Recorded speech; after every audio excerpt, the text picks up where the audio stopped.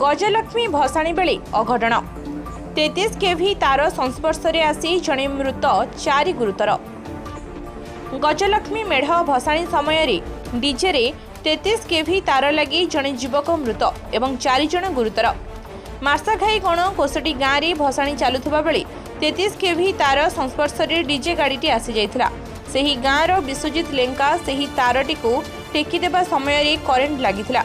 फल विश्वजित घटनास्थल में मृत्यु घटी। पाखरे थिबा आउ 3 जन नाबालकों सह परशुराम दास व्यक्ति जनक गुरुतर आहत होइछन्ति। समस्त को उद्धार करी मेडिकल निया जाइथिला हेले डाक्तर विश्वजित को मृत घोषणा करिसेंति। गुरुतर 4 जन को केन्द्रापड़ा जिला मुख्य चिकित्सालय को स्थानांतरित करा जाइछि। एही दुर्घटना परे बजार और गाँव में शोकाकूल परिवेश सृष्टि होइछि।